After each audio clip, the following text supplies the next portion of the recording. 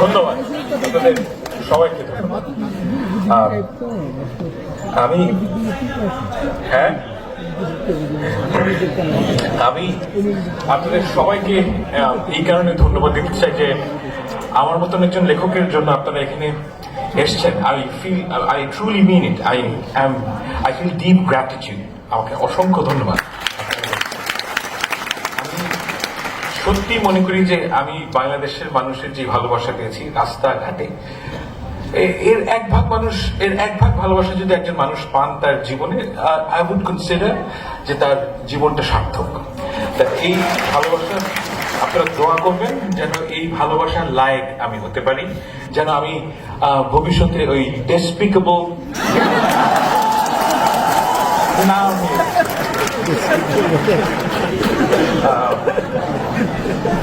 এখানে একটা কথা বলার প্রয়োজন যে আমি অনেক জায়গায় খেয়াল করেছি যে আমার প্রসঙ্গে এবং আমাদের সবার প্রসঙ্গে কথা বলতে গেলে একটি অতিরঞ্জন হয়।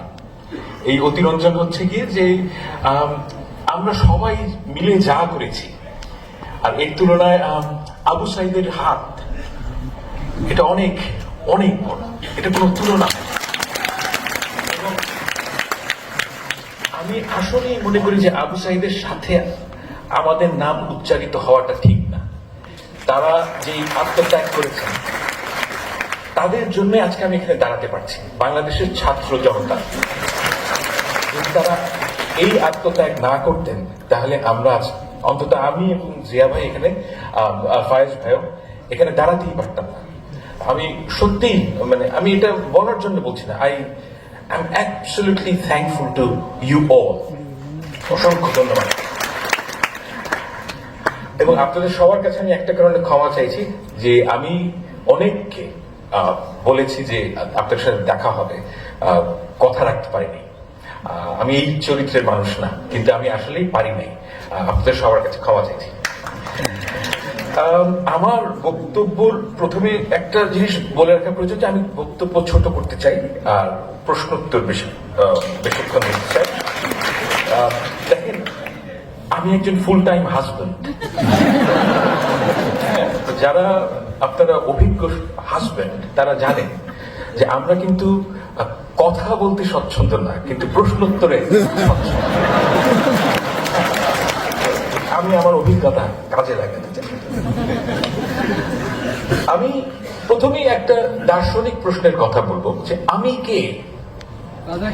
এটা আমাদের সবার জীবনে একটা খুব গুরুত্বপূর্ণ প্রশ্ন, আমি কে।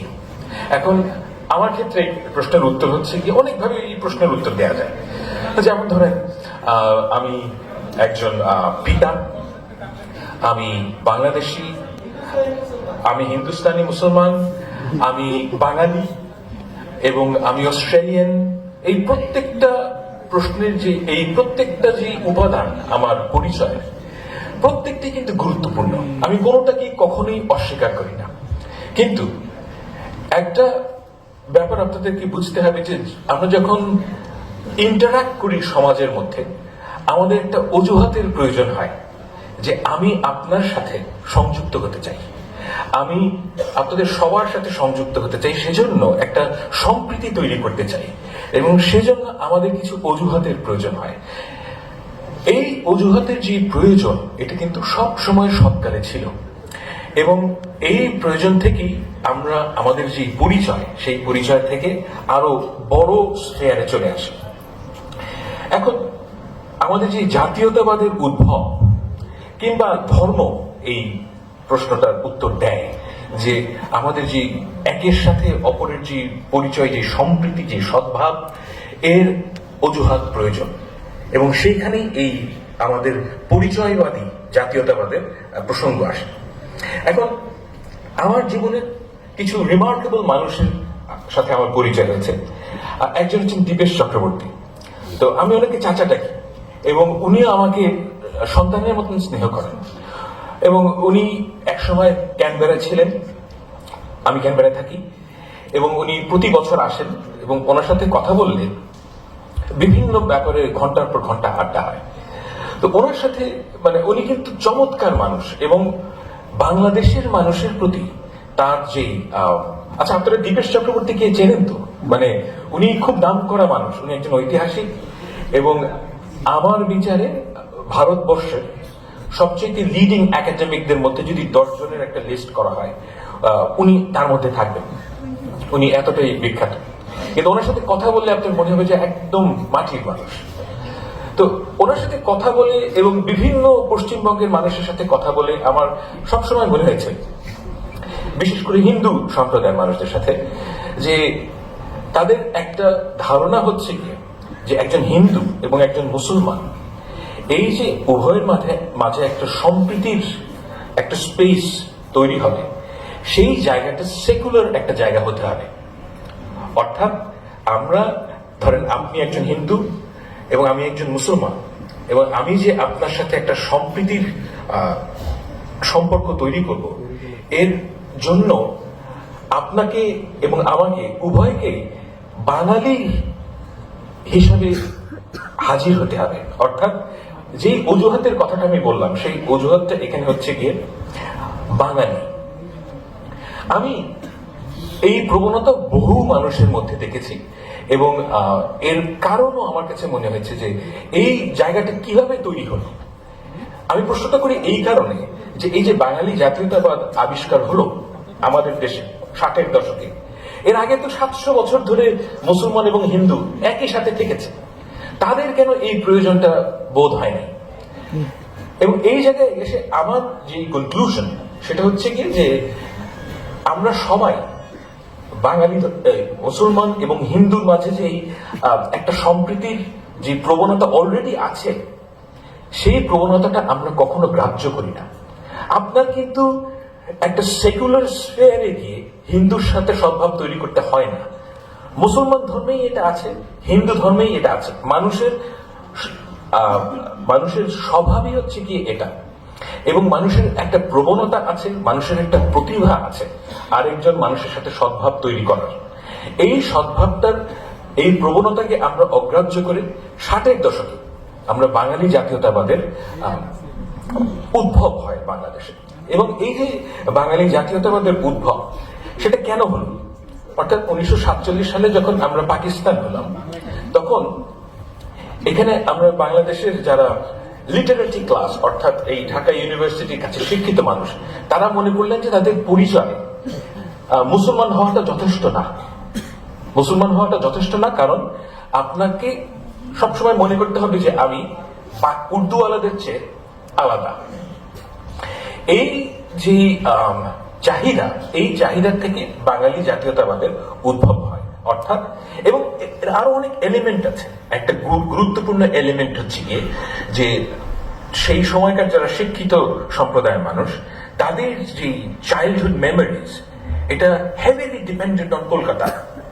অর্থাৎ কলকাতার সিনেমা তারা দেখেন, কলকাতার বই তারা পড়েন, এবং তাদের কাছে মনে হচ্ছে যে আমাদের এদের মতো হতে হবে, এবং এদের মতো হওয়ার চাহিদা। এবং আরো একটা গুরুত্বপূর্ণ এলিমেন্ট আমার কাছে মনে হয়েছে, সেটা হচ্ছে হিন্দু ধর্মের মানুষদের লিভড এক্সপেরিয়েন্স।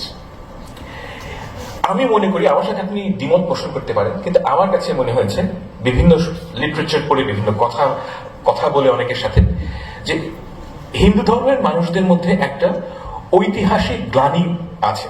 সেই গ্লানিটা তারা বোঝেন যে শ্রেণী প্রথা এটা ঠিক না, এটা তারা বোঝেন, এবং এটার একটা ঐতিহাসিক গ্লানি তাদের মধ্যে আছে। এবং এই গ্লানিটার যে প্রশমন, সেটার সম্ভব হয় 1920s-এ, যে তারা মনে করেন যে মানুষ ডিক্লাসড হয়ে যাবে, এবং এই আইডিয়াটা heavily dependent on left lining ideas.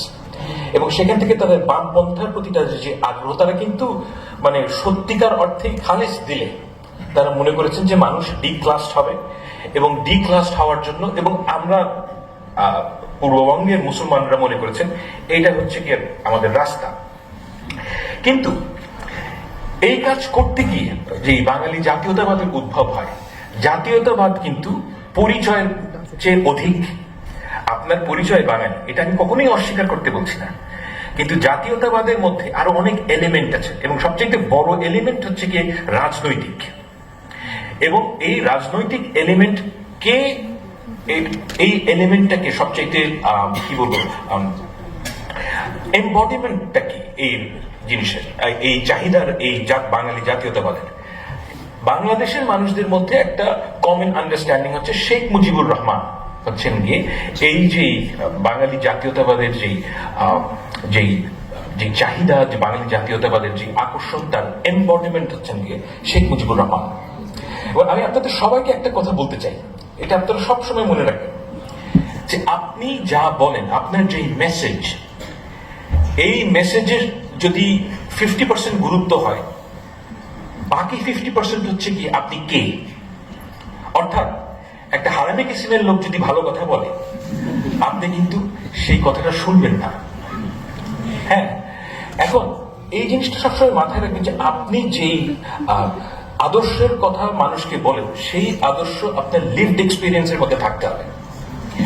এখন বাঙালি জাতীয়তাবাদের কথা বললে সবচেয়ে, আমার দৃষ্টিতে, আপনারা আমার সাথে একমত হওয়ার প্রয়োজন নেই, আমার দৃষ্টিতে সবচেয়ে অগ্রহণযোগ্য ব্যক্তিটি হচ্ছেন কি শেখ মুজিবুর রহমান।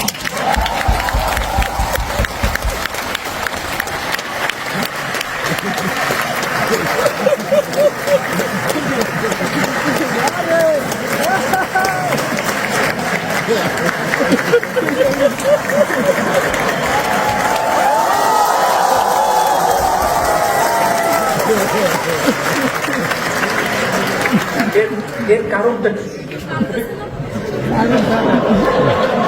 কারণ আপনি বলছেন, কারণ হচ্ছে কি আমি সত্যিকার অর্থে আর কোন নেতার কথা জানি না পৃথিবীতে, যিনি অ্যাকচুয়ালি কোন, ধরেন জাতীয়তাবাদী নেতার কথা জানি না পৃথিবীতে, যিনি অ্যাকচুয়ালি কোন সংগ্রামে উপস্থিত ছিলেন না, শুধুমাত্র ভাষণ অবিসংবাদিত নেতা হয়েছেন। দিস আর ফ্যাক্টস, আমি কিন্তু বানিয়ে বলছি না। কারণ আপনি খুব খেয়াল করে দেখেন যে উনি কি 71 সালে উপস্থিত ছিলেন না। এই মানে, এবং ওনার যে কথা এবং ওনার যে চাহিদা, এবং রাইট, এবং উনি যখন ক্ষমতা পেয়েছেন তখন উনি একজন স্বৈর শাসকে পরিণত হয়েছেন, এবং ওনার অপশন ছিল স্বৈর শাসক না হওয়ার, এবং সেটা তিনি হয়েছেন স্বেচ্ছায়, বাকশাল কায়েম করেছেন।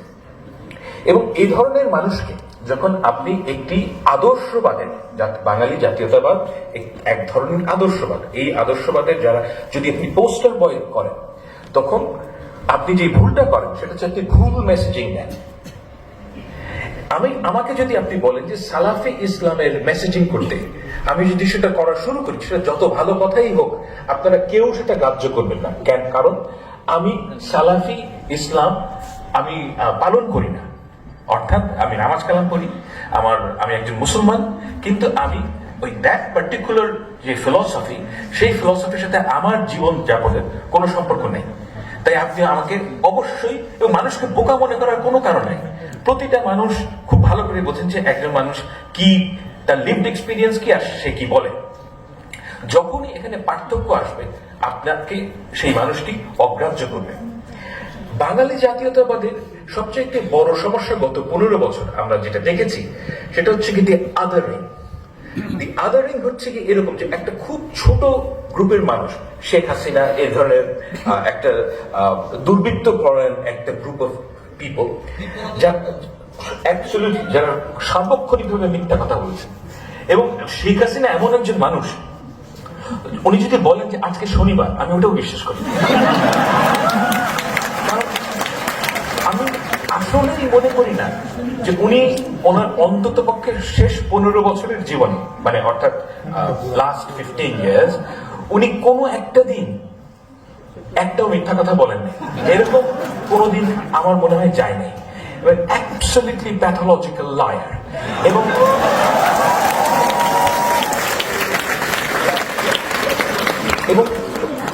যে সত্যটা হচ্ছে কি একদম আমাদের সামনে উদ্ভাসিত, সেটা হচ্ছে কি যে বাঙালি জাতীয়তাবাদের যে পলিটিক্যাল বয়ান, সেটা বিভিন্ন কারণে প্রবলেম্যাটিক। প্রথম কারণ হচ্ছে কি, বাঙালি জাতীয়তাবাদে বলা হয় যে আমরা বাঙালি, কিন্তু এর যে তাদের যে ক্ষমতার যে এক্সপ্রেশন, সেটা হচ্ছে কি এমন এক গ্রুপ অফ পিপলকে নিয়ে, তাদের জীবনে সেই জাতীয়তাবাদের কোনো আমি প্রমাণ কিংবা প্রয়োগ দেখি না। যেমন ধরেন বাংলাদেশের যারা ফিল্ম ইন্ডাস্ট্রি, আপনারা যারা অনেকে বয়স কম, কিন্তু আপনারা আসলে অনেকে জানেন না যেটা, যে ধরেন 90s 80s যারা সব সময় বাঙালি বাঙালি করতে করতে একদম মারা যেত, তাদের নিজেদের ছেলেমেয়েরা ইংলিশ মিডিয়ামে পড়ে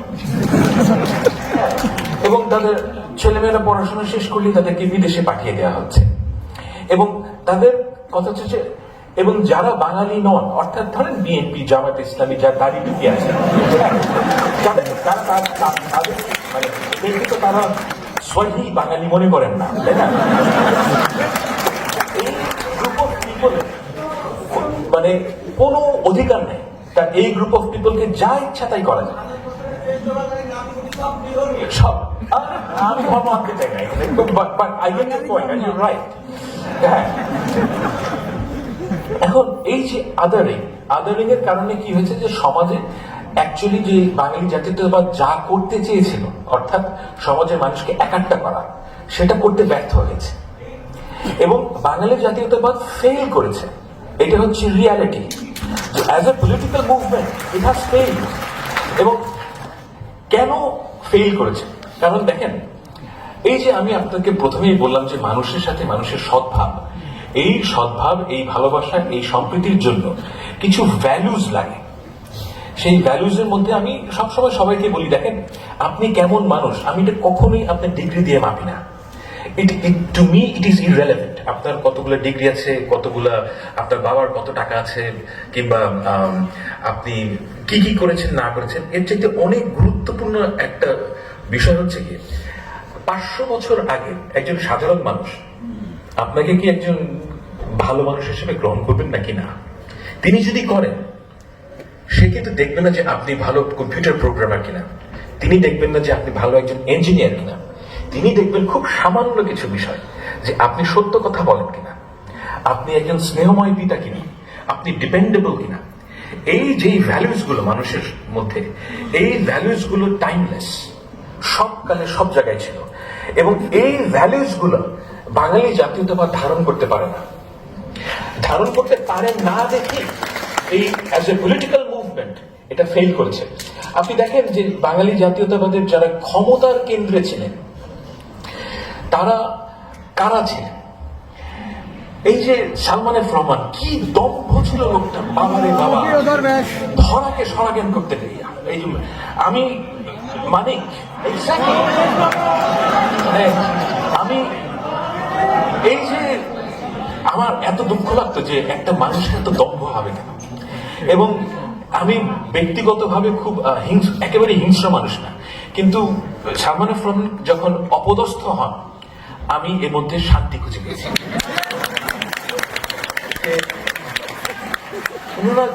ওনারা এমন একটা সিস্টেমকে রিপ্রেজেন্ট করেছেন গত 15 বছর, যেটা প্রবলভাবে আগ্রাসী, প্রবলভাবে দুর্নীতিপরায়ণ, এবং সাধারণ মানুষের যে অত্যাচার হয়েছে। আমি দেখেন, আমি রাজনৈতিক পরিবারের একজন মানুষ, তো আমি অনেক খবর পাই যে কি কার কি হয়েছে না হয়েছে, আমি অনেকের সাথে কথাও বলি। গত 15 বছর, বিশেষ করে গত 10 বছর, যারা দাড়ি টুপি পরা মুসলমান এবং যারা বিএনপি এবং জামাতের রাজনীতি করেছেন, তাদের যে কি দুর্বিষহ জীবন গিয়েছে, এটা ব্যাখ্যা করার মতন না, অকল্পনীয়। অনেকে, আমি এমন একজনকে চিনি যার 8 বছরের সংসার শেষ হয়ে গেছে। তার ওয়াইফ তাকে ডিভোর্স করেছেন, কারণ যে তার সাথে সংসার করা সম্ভব না, কারণ সে তার দেশের বাড়িতে যেতে পারেন না। তিনি ঢাকায় উবার চালাতেন এবং এই ঘটনা ঘটেছে কিন্তু 10 বছর জুড়ে। তো একজন মানুষ যার সংসার হারাতে হয়েছে, কত লোককে যে জেলে যেতে হয়েছে, কত মানে অকল্পনীয়।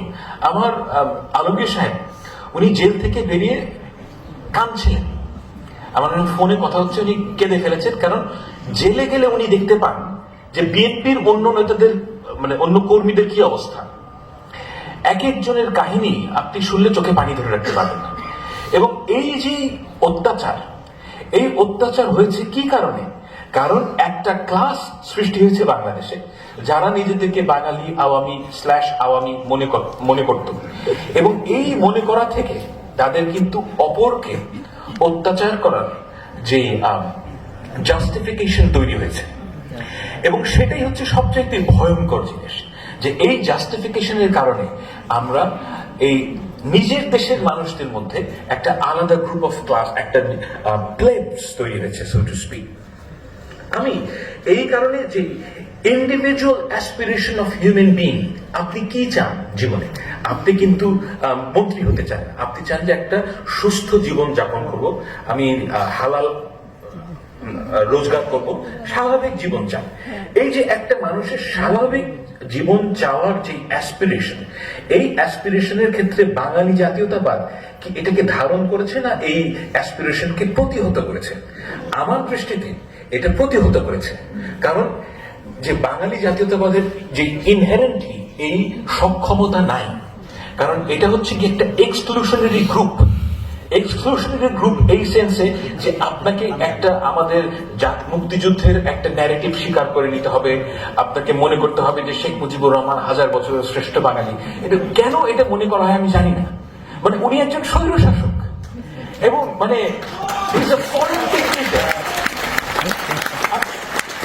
আপনাকে আওয়ামী লীগ বিএনপি হতে হবে। আপনি আমাকে পৃথিবীর ইতিহাসে একজন ফরেন ডিক্টেটরকে দেখান যিনি তাদের সমাজে রিহ্যাবিলিটেটেড হয়েছেন, একজনও নাই। এক্স্যাক্টলি।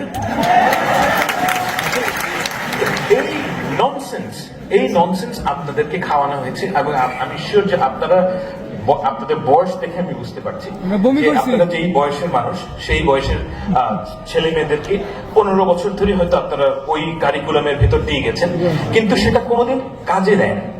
এবং আই ওয়াজ অলওয়েজ কনফিডেন্ট যে এটা কোনোদিনও কাজে দিবে না। কারণ হচ্ছে কি, আমি মানুষ কিভাবে চিন্তা করে এটা বুঝি। আপনি একটা মানুষকে মিথ্যা কথা দীর্ঘদিন বুঝায়, মিথ্যা কথা দিয়ে মানুষকে কনভিন্স করতে পারবেন না, এবং এটা জাস্ট হয় না।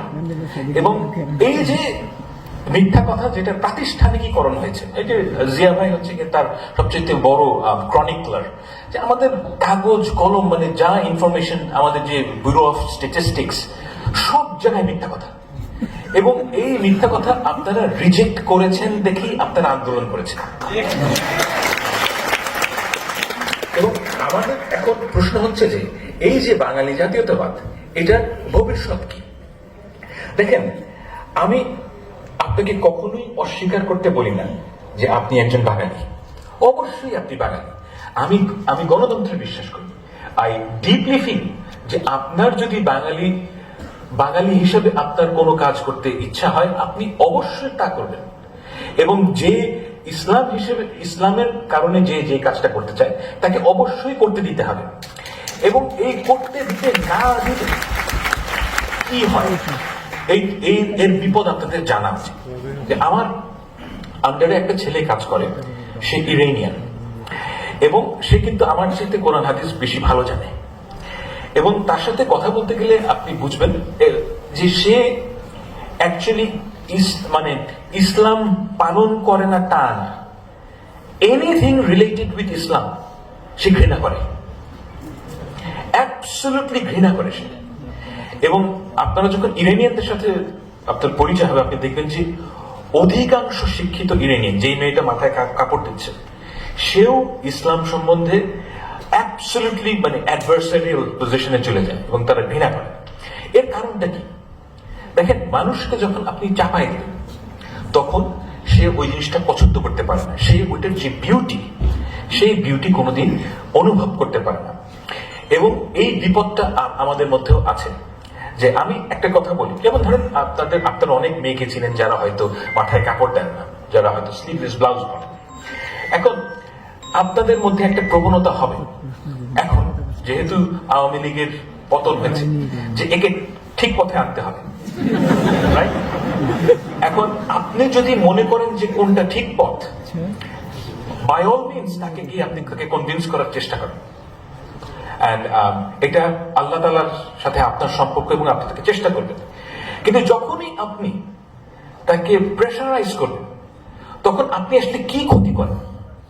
যে ওই মেয়েটার যে স্পিরিচুয়াল জার্নি, সেই জার্নিটা আপনি তার থেকে কেড়ে নেন।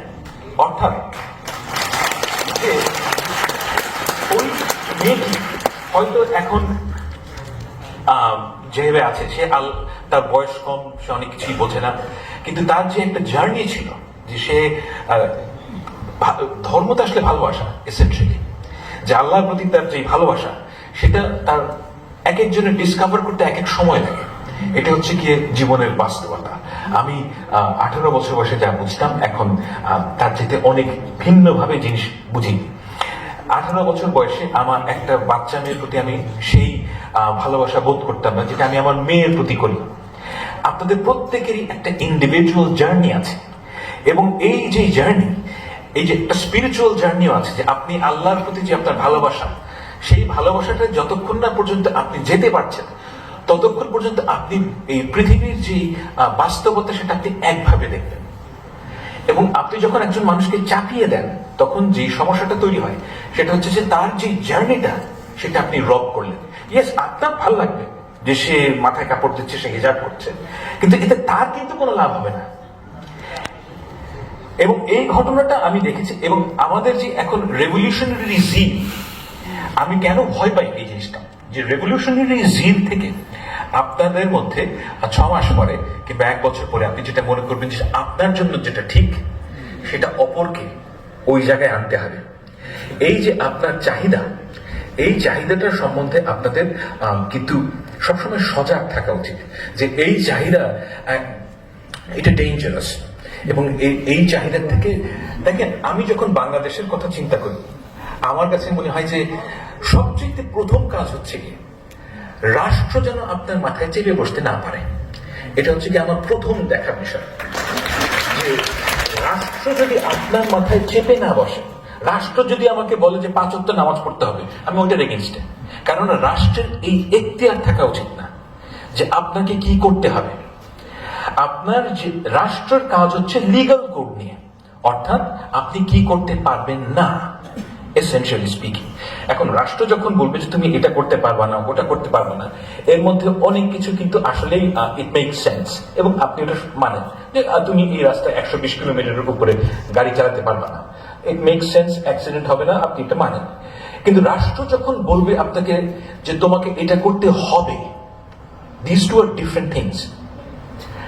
আমার কথা হচ্ছে যে রাষ্ট্র কখনোই আমাকে বলতে পারবে না যে তোমাকে কি করা উচিত।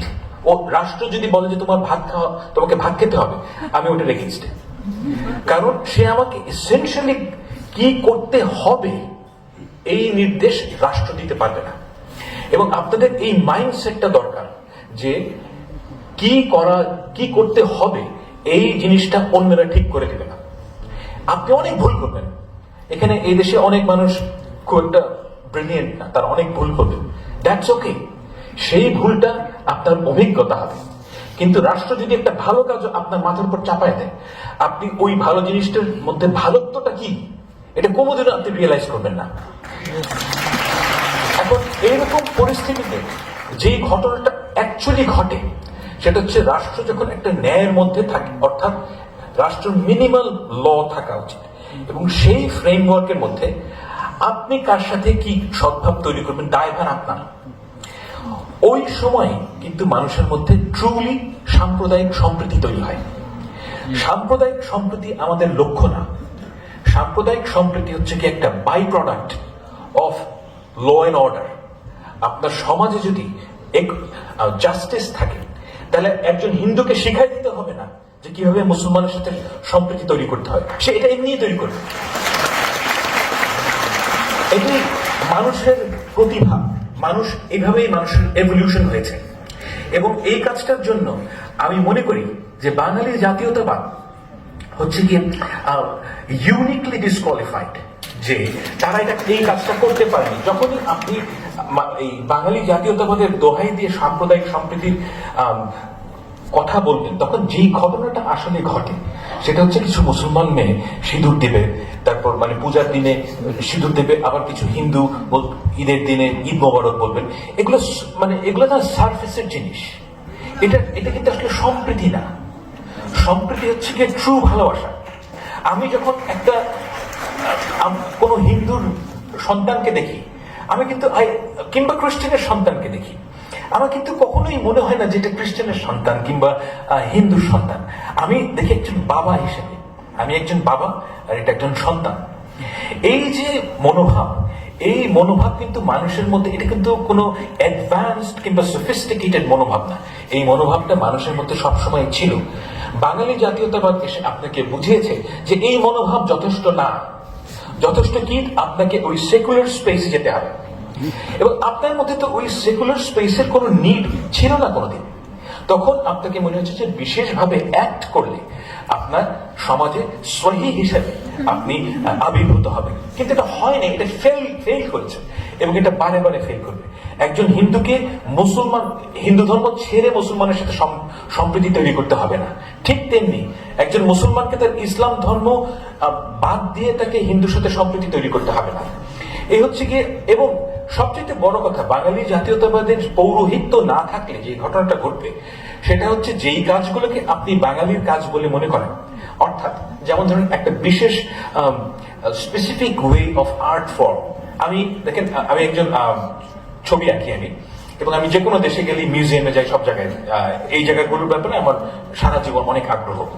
তো আমি দেখলাম যে গুলশানে আমি দুটো দোকানে গেলাম এবং আমি দেখলাম যে এইসব জায়গায় যে আর্টের কোয়ালিটি মানে 20 বছর আগের থেকে এখন অনেক ডিগ্রেডেড হয়েছে। Actually I can ভাউচ for it যে বাংলাদেশের আর্টিস্টদের যে আর্ট ওয়ার্ক এর যে মান সেটা নিচে নেমে গেছে। কেন গেছে সেটা ভিন্ন বিষয়, কিভাবে গিয়েছে সেটা ভিন্ন বিষয়। কিন্তু আমি একটা কথা বলতে চাই যে এটা হচ্ছে সাবজেক্টিভ মূল্যায়ন আমার নিজে, কিন্তু আমার কাছে মনে হচ্ছে একটু কমে গেছে। কারণ কি? কারণ হচ্ছে কি, আপনাকে এমন একটা এক্সপ্রেশনের প্রতি বাধ্যবাধকতা সৃষ্টি করা হয়েছে যেটা আপনার মন থেকে আসে নাই। আপনাকে মনে হচ্ছে যে আমি যদি একজন স্কাল্পচার হই তাহলে আমাকে একটা শেখ মুজিবের মূর্তি বানাতে হবে। আপনার মনে হয়েছে যদি আমাকে একজন আর্টিস্ট হতে হয় তাহলে বাংলায় এভাবে লিখতে হবে, তাহলে শেখ মুজিবের অমুক ছবিটা আঁকতে হবে, এবং নাটক করতে গেলে আপনাকে দেখাতে হবে যে তারপর মানে যেগুলোর কোনো রিয়েল লাইফে কোনো রেলেভেন্স নাই। মানে মানুষ এইভাবে সমাজে চলে না। আমাদের একটা স্পেসিফিক ওয়ে অফ লাইফ আছে, যেটা হচ্ছে গিয়ে যেটা হাজার বছরের সংস্কৃতি না, কিন্তু অন্তত কয়েকশো বছরের আমাদের অভ্যাস, আমাদের একটা স্পেসিফিক ওয়ে অফ লাইফ আছে। এই লাইফটা, যেমন মেয়েরা এখানে শাড়ি পরবে, আপনি চেষ্টা করলেও তাকে শাড়ি পরানো আটকাতে পারবেন না, সে বিশেষ বিশেষ দিনে শাড়ি পরবে। এখন বাঙালি জাতীয়তাবাদ যেই কাজটা করে সেটা হচ্ছে কি, আপনাকে একটা রাইট অ্যান্ড রং বাইনারি তৈরি করে, যে বাঙালি হতে গেলে আপনাকে এই এই কাজগুলো করতে হবে, এই কাজগুলো না করতে হবে। এখন এটা কোনো প্রয়োজন নাই, আপনাকে কেউ কারোর কোনো ঠিক করে দেওয়ার প্রয়োজন নাই যে কি করা উচিত কি করা উচিত না। এই যে মোরালিটি, এই যে মোরাল কোড, সেটার নির্দেশনা দেওয়ার ক্ষমতা বাঙালি জাতীয়তাবাদের নাই। এটা আপনাকে অন্য কোনো জায়গা থেকে সংগ্রহ করতে হবে। এবং সেজন্য আমি বলি যে বাঙালি জাতীয়তাবাদের যদি পৌরোহিত্য না থাকে তাহলে আপনার যে স্বভাব, এটার এভলিউশন হবে। আপনি নির্ভয়ে একটা কাজ করতে পারবেন। এই যে আজকে আপনারা এখানে এসছেন, এটা কিন্তু আসলে আমি জিয়া ভাইয়ের সাথে একমত যে মানে 3-4 মাস আগে এটা সম্ভব ছিল না। আপনাকে মানে এখানে যে কেউ আসতো, কিন্তু আপনারা নিজের থেকে আসতেন না। এই যে মানুষের যে স্বাধীনতার যে কি বলবো, স্বাধীনতার যে একটা উদ্ভব এবং স্বাধীনতার যে প্রকাশ, এটা কিন্তু আমাদের সমাজের মধ্যে এসছে, এবং এই জিনিসটাকে আমাদের রক্ষা করতে হবে। এবং সেজন্য আপনাদেরকে প্রত্যেককে নিজ নিজ জায়গায় you have to be very certain about it যে এই যে আমাদের সন্তানরা যারা আমাদের জন্য তাদের জীবন দিয়েছেন, তাদের যে সবচেয়ে বড় জিনিস কিন্তু মানুষের জীবন, সেই জীবন তারা দান করেছেন এবং তার যে নির্ভীকভাবে জীবন দান করেছেন, এটা একটা মূল্য আছে। এই মূল্যটা আপনাদেরকে ঠিক করতে হবে এবং এই মূল্য আমাদেরকে রক্ষা করতে হবে। এবং এই রক্ষা করার সবচেয়ে প্রথম কাজ হচ্ছে গিয়ে আপনি যা সত্য মনে করেন সেই সত্যের পক্ষে থাকবেন। সকল ধরনের যে ফ্যাসিজম এর শুরু হয় মিথ্যা থেকে, এবং এই মিথ্যা আপনাদের পরিহার করতে হবে। মিথ্যায় পার্টিসিপেট করেন না। মিথ্যায় পার্টিসিপেট না করলে আপনার সবসময় সত্যের পথে মানে সত্যকে একসেপ্ট করলে আপনার অনেক ক্ষতি হবে, কোনো সন্দেহ নেই। কিন্তু সেই ক্ষতিটা এরকম না যে হেলিকপ্টার করে পালিয়ে যেতে হবে।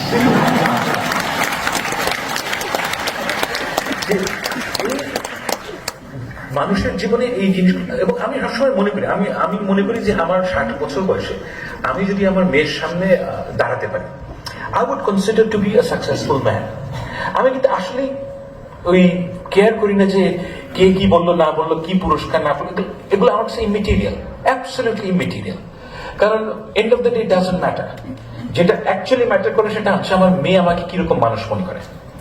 এবং এই ঘটনাটা আপনারা এখন অনেক ইয়াং, আপনাদের হয়তো এখনো সন্তান হয়নি, ভবিষ্যতে হবে, আমি আল্লাহর কাছে দোয়া করি। কিন্তু যখন হবে তখন আমি এখন এই মানে শুভকামনা থেকে আমি আপনাদেরকে সবসময় একটা কথা স্মরণ করিয়ে দিতে চাই। আমি আগেও বারবার বলেছি, এখনো বলছি, যে সব ধরনের যে ডেভিয়েশন আমাদের সমাজে শুরু হয়, এই ডেভিয়েশনের প্রথম স্টেপটা, নানান ধরনের ডেভিয়েশন সমাজে হয়, কিন্তু প্রথম স্টেপটা হচ্ছে গিয়ে শিক্ষিত মানুষ যখন মিথ্যায় পার্টিসিপেট করে, এটার যে সুদূর প্রসারী যে প্রভাব কত, এটা আপনি কল্পনাও করতে পারবেন না। যেমন আমাদের শিক্ষকরা, ঢাকা বিশ্ববিদ্যালয়ের শিক্ষকরা বছরের পর বছর মিথ্যা কথা বলে গেছে। আপনাদের ঢাকা ইউনিভার্সিটির টিচাররা এক একজনের, আমি একটা ঘটনা মনে করি, মানে আমার একজন শিক্ষিকা ছিলেন, আমি এই বিশ্ববিদ্যালয়ে পড়াশোনা করেছি, ওনার, আমি আসলে নাম বলছি না, তো উনি, হ্যাঁ, তো উনি যখন আমি ছিলাম তখন কিন্তু উনি একজন অ্যাভারেজ খারাপ শিক্ষক ছিলেন। হ্যাঁ, মানে অন্য খারাপ শিক্ষকরা যা করেন উনি তাই করতেন। হ্যাঁ, কিন্তু উনি হিংস্র ছিলেন না, এবং আমি এটা বলবো যে উনি একজন ভদ্রলোকও ছিলেন। হ্যাঁ, কিন্তু আমি পরে শুনি কি যে 2-3 বছর আগে শুনি যে উনি একদম ভয়ানক শেখ হাসিনার মতন হয়ে গেছেন। খাতাকে পরীক্ষার হলে কাউকে পছন্দ না হলে খাতা টেনে নিবেন, ছিঁড়ে ফেলবেন খাতা, এই ধরনের হিংস্র কাজ করা শুরু করেছেন। তা আমি কিন্তু সবসময় ভাবতাম যে এই ট্রান্সফরমেশনটা কিভাবে সম্ভব। উনি তো এরকম মানুষ ছিলেন না আগে। তো এটার দুটো ব্যাখ্যা আছে। একটা ব্যাখ্যা হচ্ছে কি যে আমি তখন তাকে চিনতে পারি নাই, তিনি তখনও তাই ছিলেন, কিন্তু তার যে প্রতিভার স্ফুরণ ঘটে নাই। কারণ তার যে প্রতিভার স্ফুরণ ঘটার জন্য যে পরিবেশ দরকার ছিল সেটা তার সময় ছিল না। এটা হচ্ছে একটা ব্যাখ্যা। আর দ্বিতীয় ব্যাখ্যা হচ্ছে কি যে এই 15 বছরে সমাজ তাকে এরকম হিংস্র, মানে তার যে প্রফেশনাল সমাজ অর্থাৎ ঢাকা বিশ্ববিদ্যালয়ের পরিবেশ তাকে হিংস্র করে তুলেছে। দুটোই একই সাথে সত্য হতে পারে, এগুলো মিউচুয়ালি এক্সক্লুসিভ না। কিন্তু এই জায়গায় পৌঁছানোর জন্য আপনার প্রথম যে বিষয়টা আপনাকে একমত হতে হয় সেটা হচ্ছে কি যে আপনার নিজের সম্বন্ধে একটা ইনফ্লেটেড ধারণা তৈরি করতে হয় যে আই এম সামবডি। এখানে আমরা কেউই সামবডি না। আমরা সবাই মারা যাওয়ার 30 বছরের পর আই ডোন্ট থিঙ্ক এখানে এমন কেউ আছে যাকে এই পৃথিবী মনে রাখবে। আমি অলমোস্ট সার্টেন অ্যাবাউট ইট যে ধরেন 10-15 জন লোক হয়তো মনে রাখবেন, না মনে রাখার সম্ভাবনাটাই বেশি। কিন্তু আপনাকে এই পৃথিবীতে জীবন ধারণ করার জন্য একটা ইনফ্লেটেড আইডিয়া অ্যাবাউট ইয়োরসেলফ তৈরি করতে হয়, এই যেটা হচ্ছে এসেনশিয়ালি একটা মিথ্যা কথা। এবং এই মিথ্যা কথাকে জারি রাখার জন্য আপনাকে আরো অনেক অ্যাসোসিয়েটেড মিথ্যা কথা বলতে হয়, যেটা বাংলাদেশে আমি খেয়াল করেছি যে সবার নিজের সম্বন্ধে একটা খুবই ইনফ্লেটেড ধারণা আছে যে আই এম সামবডি। এবং এটা কিন্তু ক্ষতিকর, এটা দীর্ঘমেয়াদী ক্ষতিকর এই কারণে যে আপনি আপনার নিজের সম্বন্ধে এমন এক্সপেকটেশন তৈরি করেন যেটা সমাজে জারি রাখা সম্ভব না।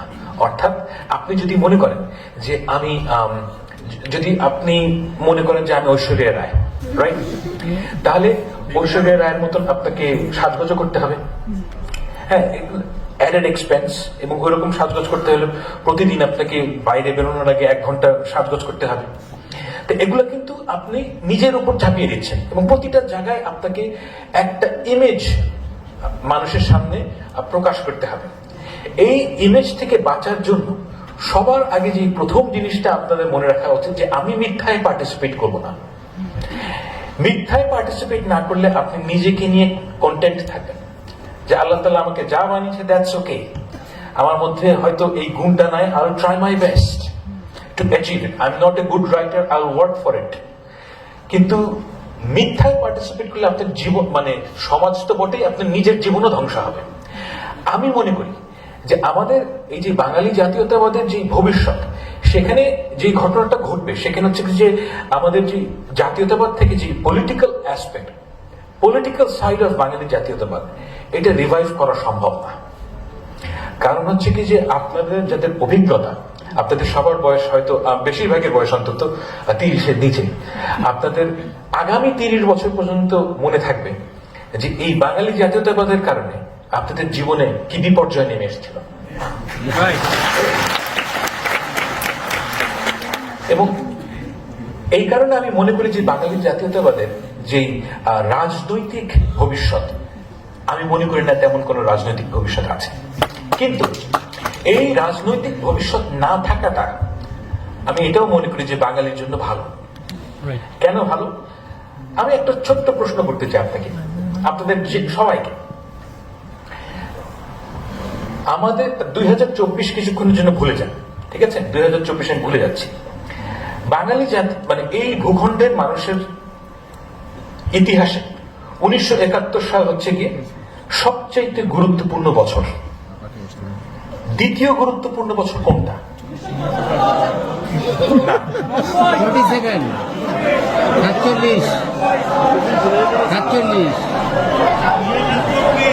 আচ্ছা, আমি আমার উত্তরটা দিই। আমি আপনাদেরকে আমার উত্তরটা দিই। আমার উত্তর হচ্ছে 1575 সাল। এর কারণ কি? এর কারণ হচ্ছে কি, আমি কেন বাঙালি জাতীয়তাবাদী ন্যারেটিভকে আপনার প্রশ্ন করতে হবে, কারণ আপনাকে বোঝার, আমি আমার মতামতটা কেন এটা আমি বলছি। 1575 সালে মুনিম খান অর্থাৎ মোগল জেনারেল, উনি 12 ভূঁইয়াকে পরাস্ত করে বেঙ্গল অর্থাৎ ইস্ট বেঙ্গলে প্রবেশ করেন। না, আমাদের পপুলার কালচারে বলা হয়ে থাকে যে ঈসা খাঁর পরাজয় অর্থাৎ 12 ভূঁইয়ার স্বাধীন সুলতানদের পরাজয়ের কারণে আমরা স্বাধীনতা হারাই। কিন্তু রিয়ালিটি হচ্ছে কি কমপ্লিটলি ডিফারেন্ট।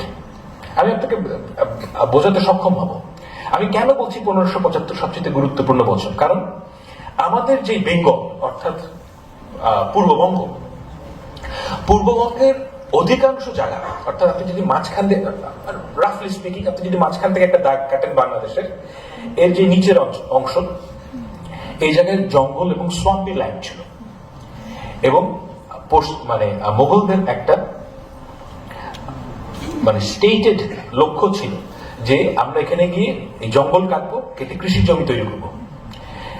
এবং কৃষি জমি তৈরি হওয়ার ফলে মানে 1570-এর দিকে টোডরমল বলে একজন খুব নামকরা মন্ত্রী ছিলেন আকবরের, তো উনি একটা রেন্ট রোল তৈরি করেছিলেন, অর্থাৎ বেঙ্গলে প্রত্যেক কত টাকা রেন্ট মানে কর আসে। এবং এই দ্বিতীয় ভাগ এটা হয় ঠিক 100 বছর পরে। দেখা যায় যে আজকে যে অঞ্চলটাকে আমরা পশ্চিমবঙ্গ বলি, অর্থাৎ মেদিনীপুর, গৌড়, এই জায়গাগুলো, এই জায়গায় রেন্ট কমে যায় 100 বছরে, আর রেন্ট বাড়ে হচ্ছে কি আমাদের অঞ্চলে। এখন আমাদের দেশের যে মুসলমান সম্প্রদায়, এই সম্প্রদায় কখনোই তৈরি হতো না।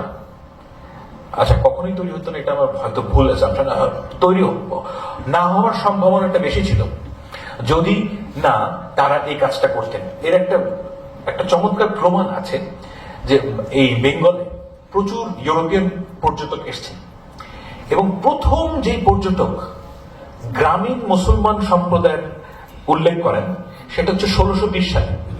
এর আগে অনেকে এসেছেন বাংলাদেশ মানে পশ্চিমবঙ্গে এবং পূর্ববঙ্গে, তখন এটা পুরোটাই বেঙ্গল।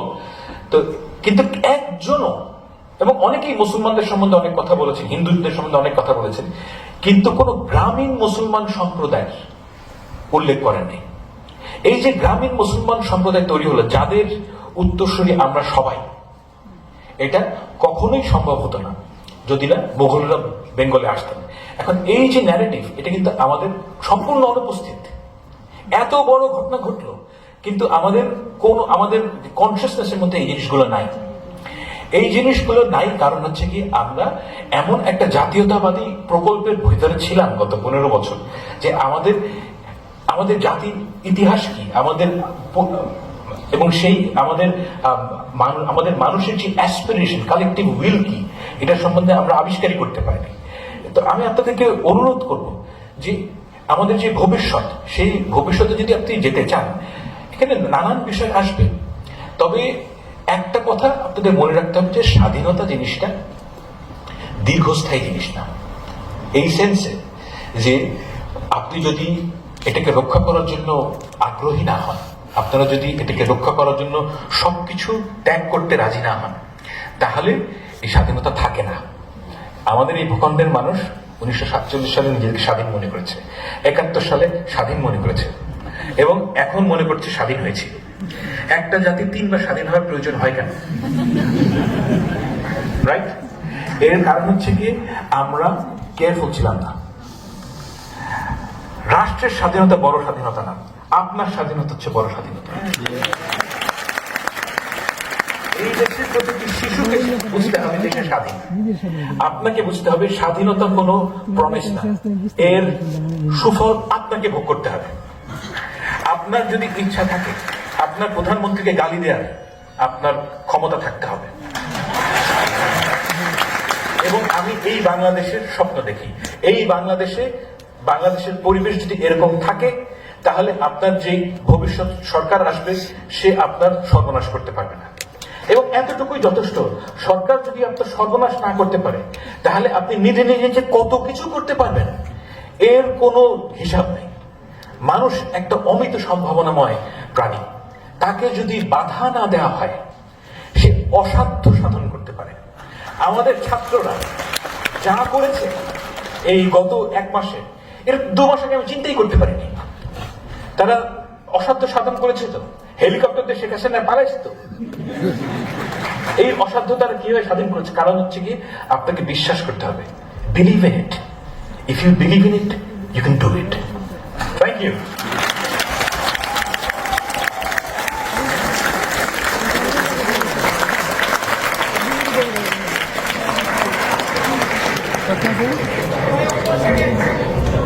ধন্যবাদ ফাহাম আব্দুল সালামকে।